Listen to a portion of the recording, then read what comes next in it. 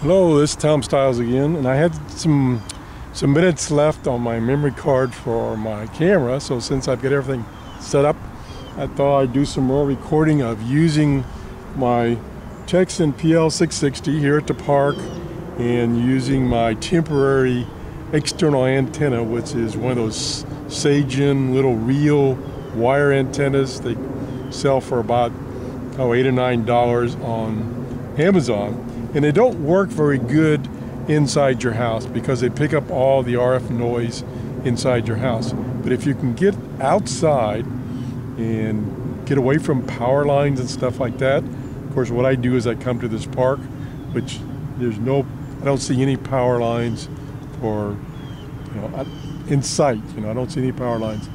All the power, I assume, is underground here in the park. So since I got a good few minutes left on my recorder, I'm going to attempt to do some more tuning, and this time I'm going to use the ATS function, but I'm going to use it with this external antenna that's in the previous video I showed you that I have it strung up using a fishing pole, a telescopic fishing pole, and it's about 15 feet in the air. So I'm going to plug that in, and then I'm going to turn the radio on. That would help. And I'm going to use whoa, that station's coming in strong. I'm going to use the ATS full shortwave band search and store. So here we go. So now it's searching and storing, starting at the lowest frequency. This radio will tune, which I think is like 2.2 megahertz, up to I think 23 megahertz. Let me see. No, up to 29.9 megahertz. I don't know if it goes that full spectrum in this mode. I'm not sure. Because what it's doing is it's scanning the international broadcast bands, so it jumps around. So it's up to 4.9 megahertz,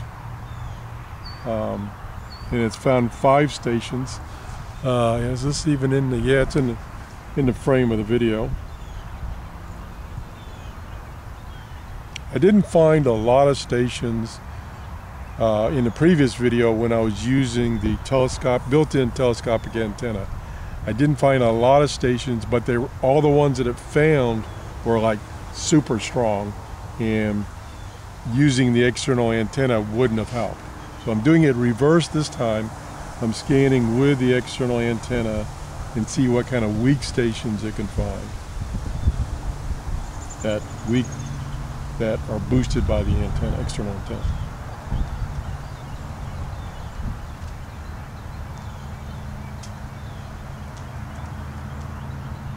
So we're up to 9.3 megahertz.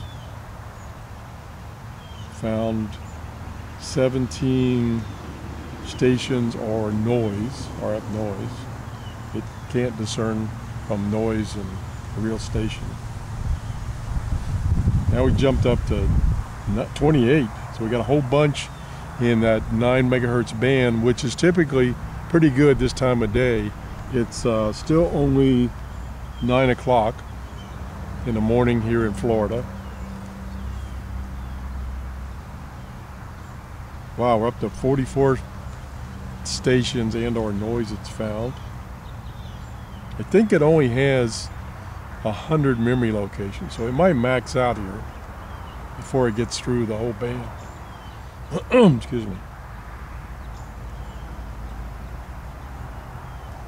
And you can see the S meter is pretty strong, or pretty high, the whole time it's scanning. Again, I'm using this reel antenna, R-E-E-L, from Sagen. I think it's about 25 feet long, and I've got it fully extended.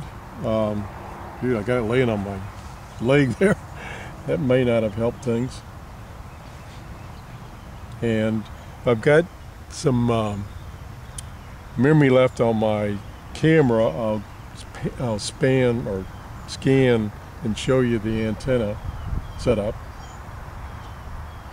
But it was in my, I actually showed you in my previous video setting it up. We're up to 15 megahertz. We're up to, well, I was wrong. I was already up to 126. Maybe it has 200 memory channels for shortwave. Each radio has a little different number of memory channels, so I forget from radio to radio. I really like this Texan radio, the PL660. I like it even better than the new Texan PL880. This radio does a much better job. Again, comparing this particular radio with my particular PL880, this radio does a much better job on single sideband. Now, it does require you to use a BFO knob to tune in single sideband, where I don't believe the 880 does that. Up to 169 stations. So we're finding tons more of stations and or noise than we found earlier when we did the scan using the built-in telescopic whip antenna. We're up to 21 megahertz. Like I say, I think it only goes up to 23 megahertz because I think it's only scanning the international broadcast meter bands. And it's still finding them. 180, 182. Could be noise, could be RF noise. We're up to 25.8, so I was wrong about how far it goes up. 185, I think 200 must be the max. 2.6, okay, it went up 2.6.1 megahertz, and we got up to 184 stations and or noise. And we're just briefly going to go through this. The camera will probably run out of memory, so there might be an abrupt stop to this video. So here we go. Turn the volume up. Yeah, there's something there. Kind of noisy. It's full scale though. And let's just see what happens when I unplug the antenna. Gone. Absolutely nothing. Zero. So you can see a big difference there using this very simple external antenna.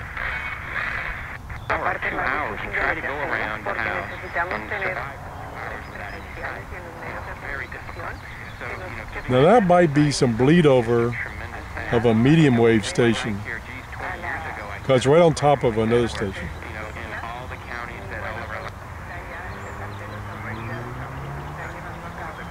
Boy, yeah, that station is bleeding over.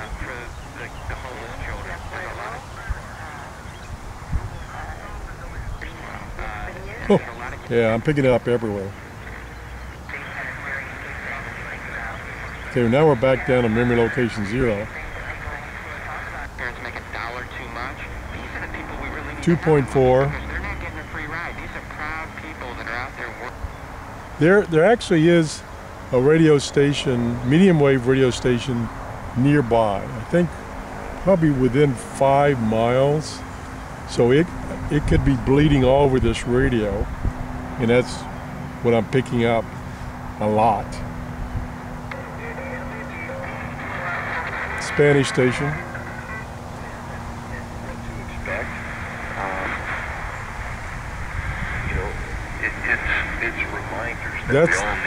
That sounds like the station, one of the Christian stations out of Tennessee. That's what that sounds like. That's at 5.83. Well, see what happens when I take the external antenna off. Try to have to get you in touch with your inner self. Gone. Total gone. Total. Nothing. What a difference. Oh, wait a minute. I'm cheating. I'm sorry. I apologize. I don't have the whip antenna extended. I had put it down because I was getting ready to leave.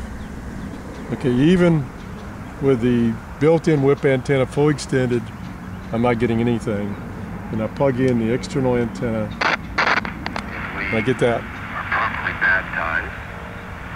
And I believe that's out of Tennessee. So we don't just believe, but we know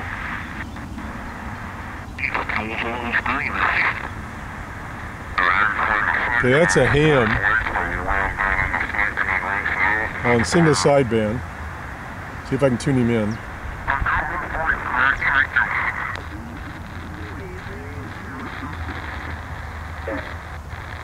Whoops.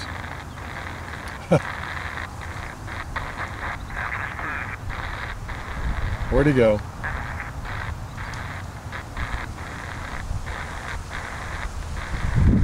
I meant to fine tune him and I still was in memory mode. Yeah, I lost him.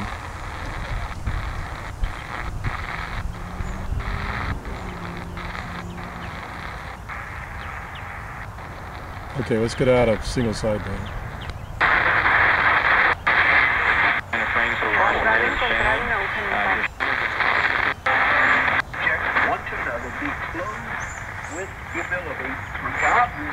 I think that's out of Tennessee. We'll pull the external antenna off.